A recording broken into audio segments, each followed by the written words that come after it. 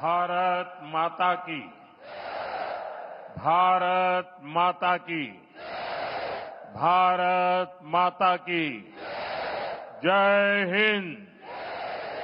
जय हिंद। जय हिंद।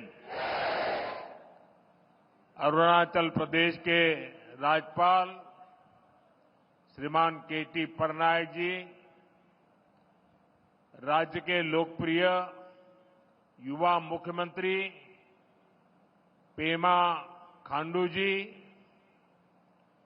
केंद्रीय मंत्रिमंडल के मेरे सहयोगी किरण रिजिजू, राज्य सरकार के मंत्रीगण, संसद में मेरे साथी नाबब रेबिया जी, तापिरगांव जी, सभी विधायक साथी, अन्य जनप्रतिनिधिगण, अरुणाचल के मेरे प्यारे भाई और बहनों, बॉम्येरुंग, बॉम्येरुंग, दोनी पोलो, सर्वशक्तिमान दोनी पोलो, हम सबको आशीर्वाद दें। साथियों, हेलीपैड से यहां इस मैदान तक आना, रास्ते में इतने सारे लोगों से मिलना, बच्चों के हाथों में तिरंगा, बेटे बेटियों के हाथों में तिरंगा, अरुणाचल का ये आदर सत्कार गौरव से भर देता है। और ये स्वागत इतना जबरदस्त था कि मुझे पहुंचने में भी देरी हो गई, और इसलिए भी मैं आप सबकी क्षमा मांगता हूं। अरुणाचल की ये भूमि उगते सूर्य की धरती के साथ ही देशभक्ति के उफान की भी धरती है, जिसे तिरंगे का पहला रंग केसरिया है, वैसे ही अरुणाचल का पहला रंग केसरिया है। यहां का हर व्यक्ति शौर्य का प्रतीक है, सादगी का प्रतीक है, और इसलिए अरुणाचल तो मैं कई बार आया हूं, राजनीति में सत्ता के गलियारों में नहीं था तब भी आया हूं, और इसलिए यहां की ढेर सारी यादें मेरे साथ जुड़ी हुई हैं, और उसका स्मरण भी मुझे बहुत अच्छा लगता है। आप सभी के साथ बिताया हर पल मेरे लिए यादगार होता है। आप जितना प्यार मुझे देते हैं, मैं समझता हूं जीवन में इससे बड़ा कोई सौभाग्य नहीं होता है। तवांग मठ से लेकर नमसाई के स्वर्ण पगोड़ा तक अरुणाचल शांति और संस्कृति का संगम है, मां भारती का गौरव है। मैं इस पुण्य भूमि को श्रद्धापूर्वक प्रणाम करता हूं।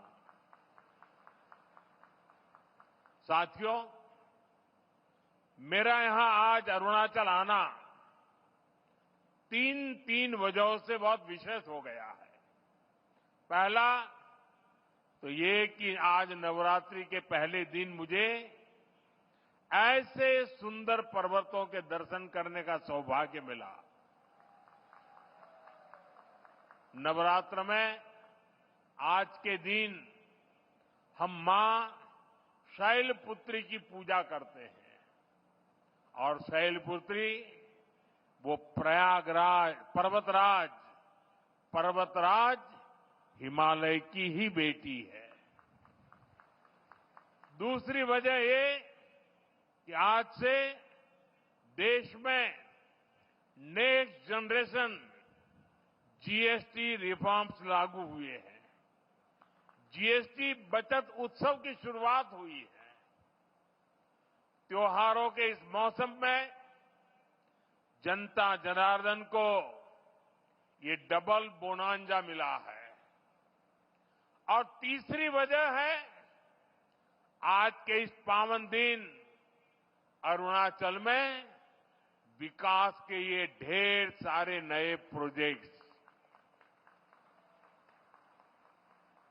आज अरुणाचल प्रदेश को पावर, कनेक्टिविटी, टूरिज्म और हेल्थ सहित अनेक सेक्टर से जुड़े प्रोजेक्ट मिले हैं। ये बीजेपी की डबल इंजन सरकार के डबल बेनिफिट का बेहतरीन उदाहरण है।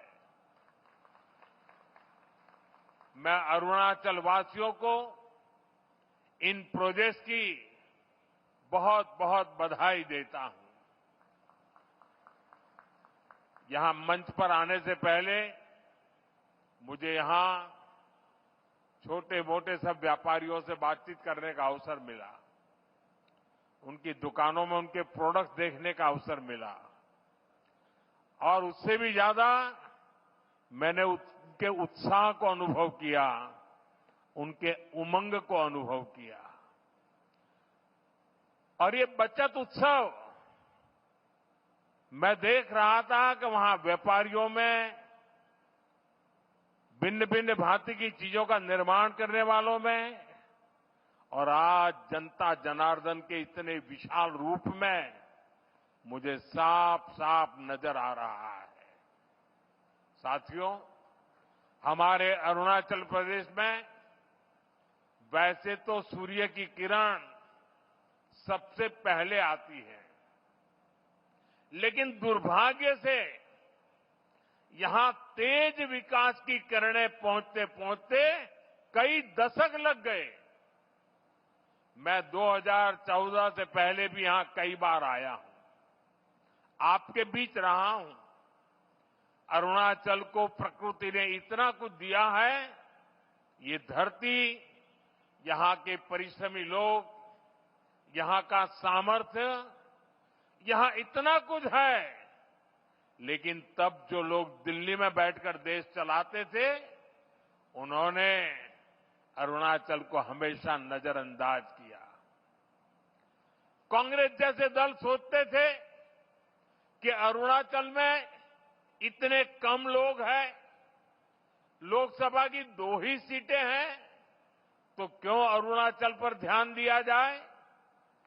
कांग्रेस की सोच का अरुणाचल को, पूरे नॉर्थ ईस्ट को बहुत नुकसान हुआ।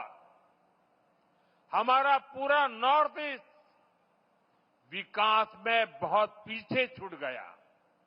साथियों, आपने जब 2014 में मुझे देश की सेवा का अवसर दिया, तो मैंने कांग्रेसी सोच से देश को मुक्ति दिलाने की ठान ली।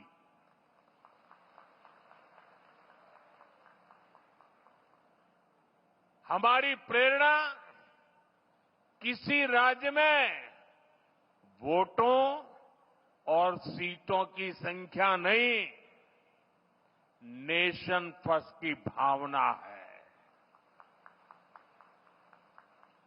देश पहले, हमारा एक ही मंत्र है, नागरिक देवो भव। जिनको कभी किसी ने नहीं पूछा, उसको मोदी पूजता है। इसलिए जिस नॉर्थ ईस्ट को कांग्रेस के समय में भुला दिया गया था, वो साल 2014 के बाद विकास की प्राथमिकताओं का केंद्र बन गया है। हमने पूरे नॉर्थ ईस्ट के विकास के लिए बजट कई गुना बढ़ाया। हमने लास्ट माइल कनेक्टिविटी और लास्ट माइल डिलीवरी को अपनी सरकार की पहचान बनाया। और इतना ही नहीं, हमने ये पक्का किया कि सरकार दिल्ली में बैठकर नहीं चलेगी। अफसरों को, मंत्रियों को ज्यादा से ज्यादा नॉर्थ ईस्ट आना होगा, यहां रात्रि मुकाम करना होगा। साथियों, कांग्रेस सरकार के समय में 2-3 महीने में एकाध बार कोई मंत्री नॉर्थ ईस्ट आता था। बीजेपी सरकार में अब तक 800 से ज्यादा बार केंद्रीय मंत्री नॉर्थ ईस्ट आ चुके हैं। और ऐसा नहीं है कि सिर्फ आए और चले गए। हमारे मंत्री आते हैं तो प्रयास रहता है कि वो दूर दराज के क्षेत्रों में जाए, जिलों में जाए, ब्लॉक में जाए। इतना ही नहीं, कम से कम एक रात रुक करके जाए।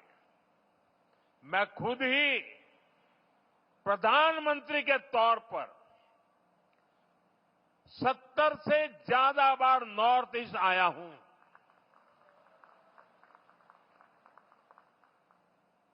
अभी पिछले हफ्ते ही मैं मिजोरम, मणिपुर और असम गया था और रात गुवाहाटी में रुका था।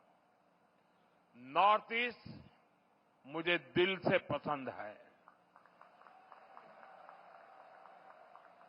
और इसलिए हमने दिल की दूरी भी मिटाई है, दिल्ली को आपके पास लेकर के आए हैं। साथियों, हम नॉर्थ ईस्ट के 8 राज्यों को अष्टलक्ष्मी के रूप में पूजते हैं। इसलिए इस क्षेत्र को विकास में पीछे नहीं देख सकते। यहां विकास के लिए केंद्र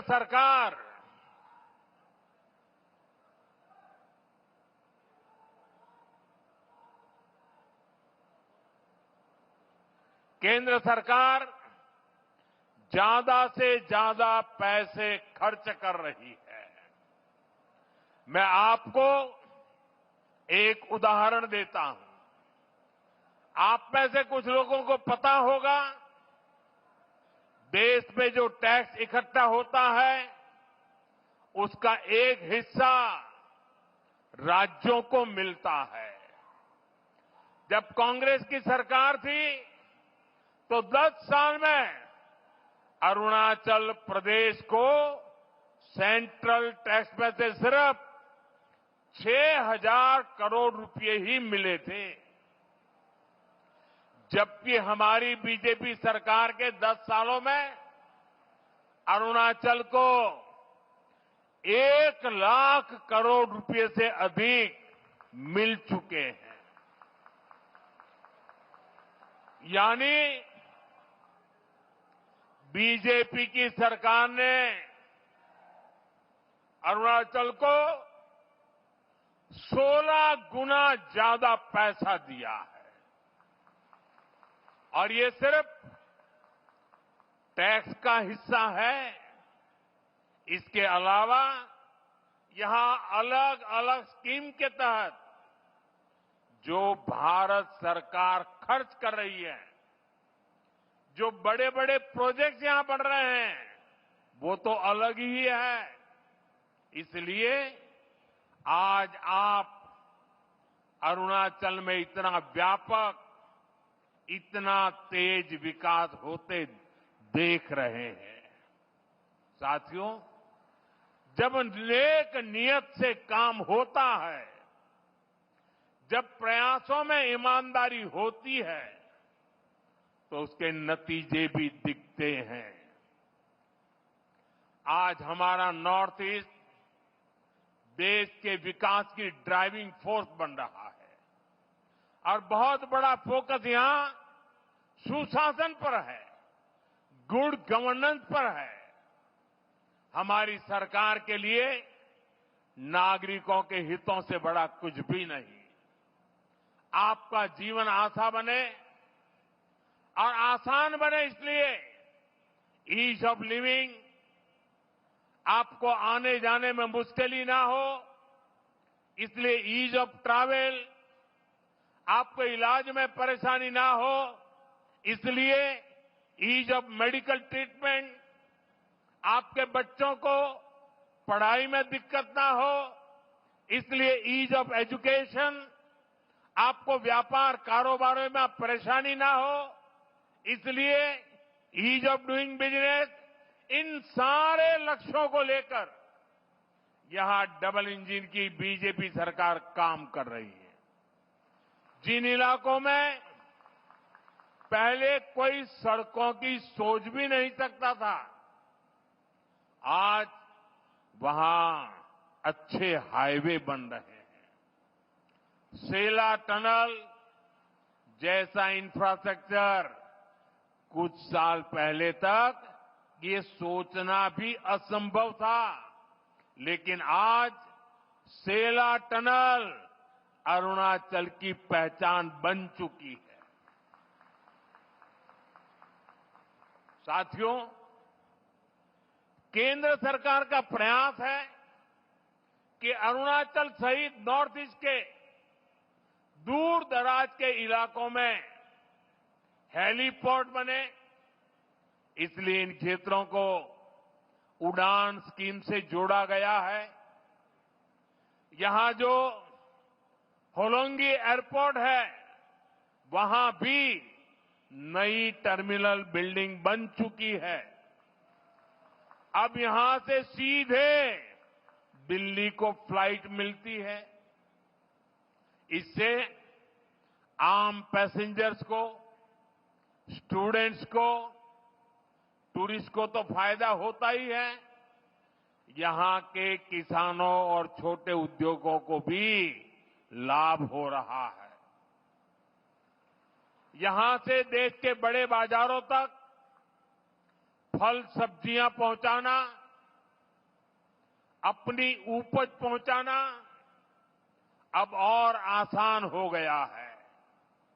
साथियों, हम सभी 2047 तक अपने देश को विकसित बनाने के लक्ष्य को लेकर चल रहे हैं।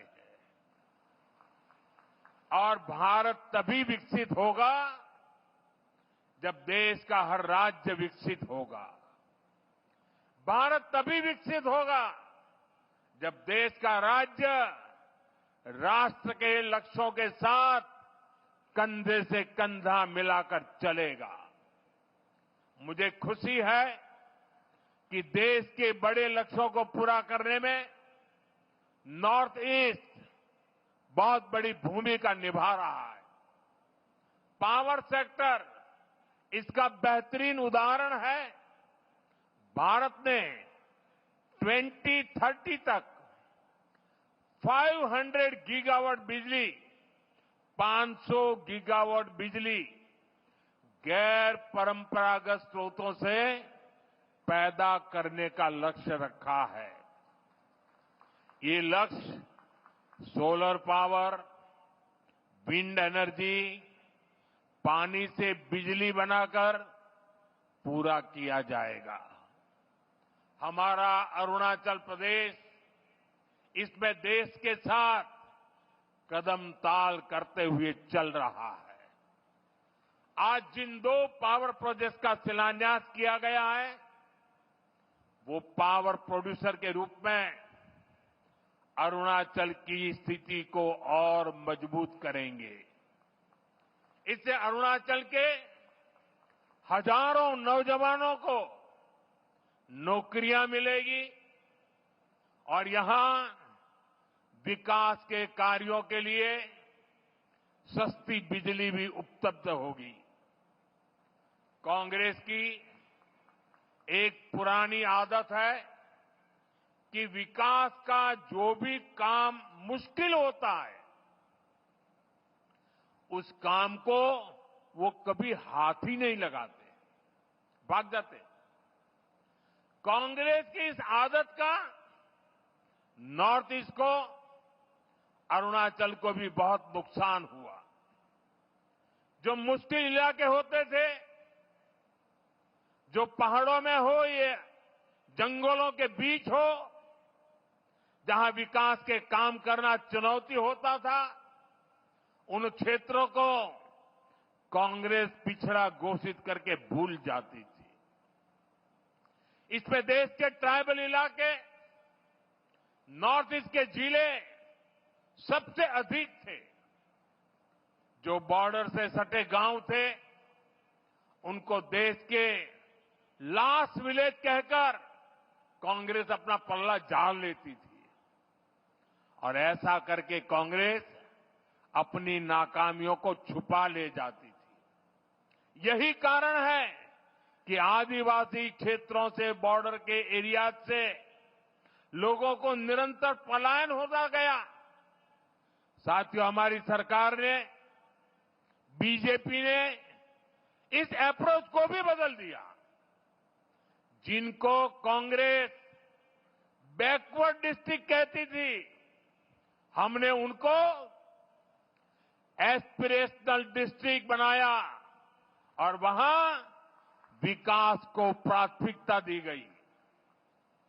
बॉर्डर के जिन गांवों को कांग्रेस लास्ट विलेज कहती थी, उनको हमने देश के फर्स्ट विलेज माना। इसके अच्छे परिणाम आज हम देख रहे हैं। आज बॉर्डर के गांवों में विकास की नई रफ्तार देखी जा रही है। वाइब्रेंट विलेज प्रोग्राम की सफलता ने लोगों का जीवन आसान बनाया है। अरुणाचल प्रदेश के भी 450 से अधिक ऐसे बॉर्डर विलेजेस में तेजी आई है। वहां रोड, बिजली और इंटरनेट जैसी सुविधाएं पहुंची है। पहले बॉर्डर से शहरों की तरफ पलायन होता था, लेकिन अब बॉर्डर के गांव टूरिज्म के नए केंद्र बन रहे हैं। साथियों, अरुणाचल में टूरिज्म के लिए बहुत संभावनाएं हैं। जैसे जैसे कनेक्टिविटी नए नए इलाकों को जोड़ रही है, वैसे वैसे यहां टूरिज्म बढ़ रहा है। मुझे खुशी है कि बीते दशक में यहां टूरिस्ट की संख्या में 2 गुनी वृद्धि हुई है। लेकिन अरुणाचल का सामर्थ्य नेचर और कल्चर से जुड़े टूरिज्म से भी कहीं ज्यादा है। आजकल दुनिया में कॉन्फ्रेंस और कंसर्ट टूरिज्म की भी बहुत बाढ़ आ रही है, बहुत बढ़ रहा है। इसलिए तवांग में बनने जा रहा आधुनिक कन्वेंशन सेंटर अरुणाचल के टूरिज्म में एक नया आयाम जोड़ेगा।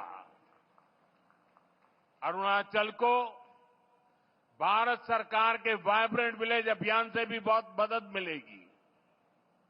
ये अभियान हमारे बॉर्डर किनारे बसे गांवों के लिए मील का पत्थर साबित हो रहा है। साथियों, आज अरुणाचल में तेजी से विकास इसलिए दिख रहा है क्योंकि दिल्ली और ईटानगर दोनों जगह बीजेपी सरकार है। केंद्र और राज्य दोनों की ऊर्जा विकास में लग रही है।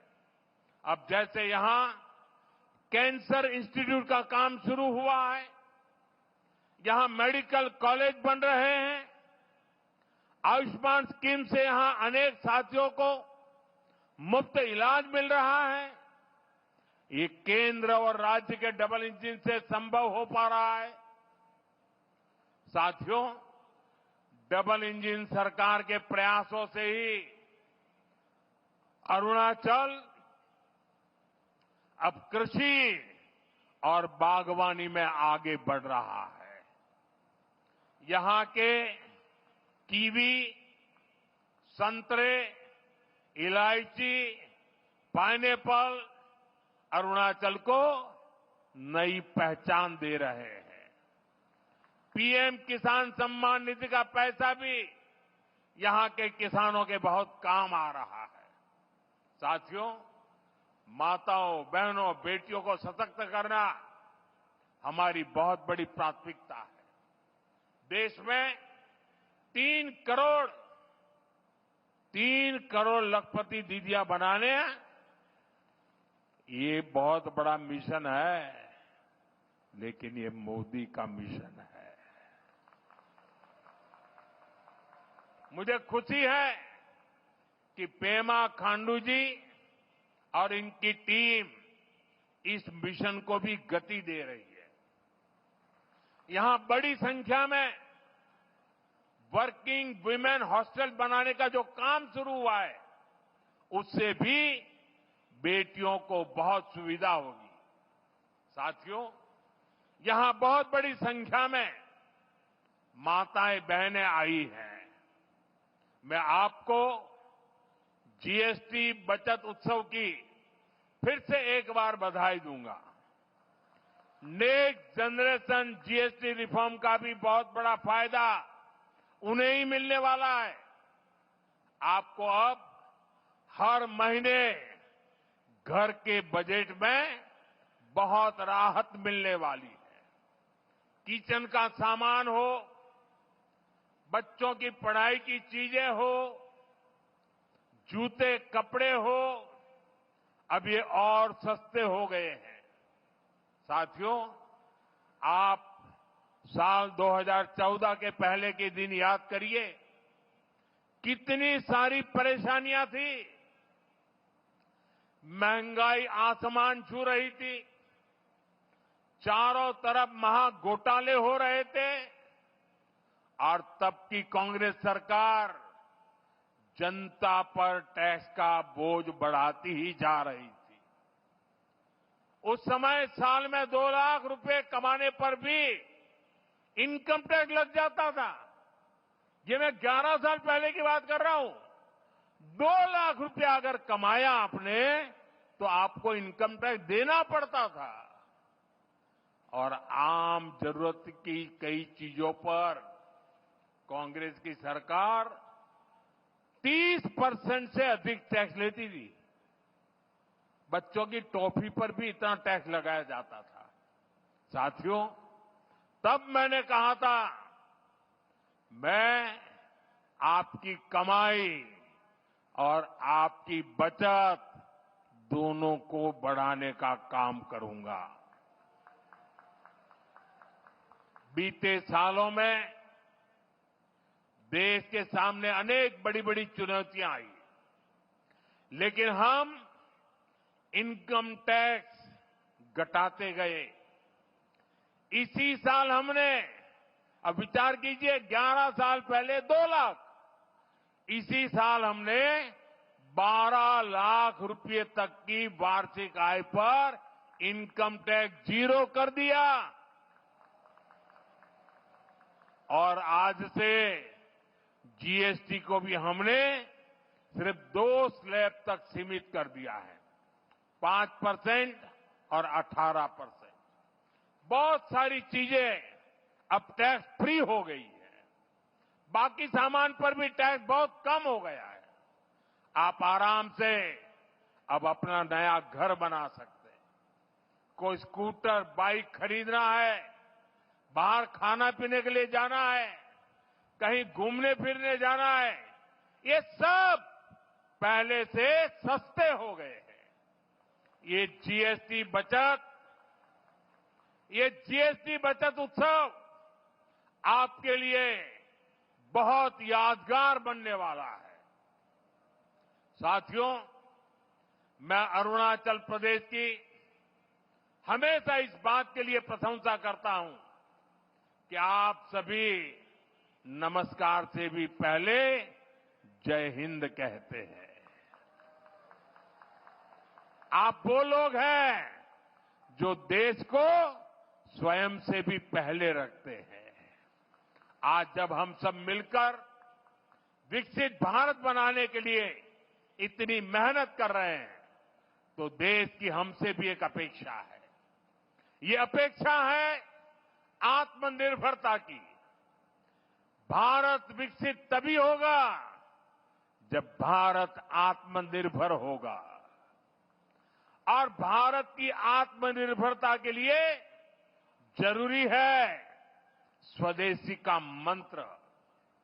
आज समय की मांग है, देश की मांग है कि हम स्वदेशी अपनाएं, खरीदे वही जो देश में बना हो, बेचे वही जो देश में बना हो, गर्व से कहें ये स्वदेशी है।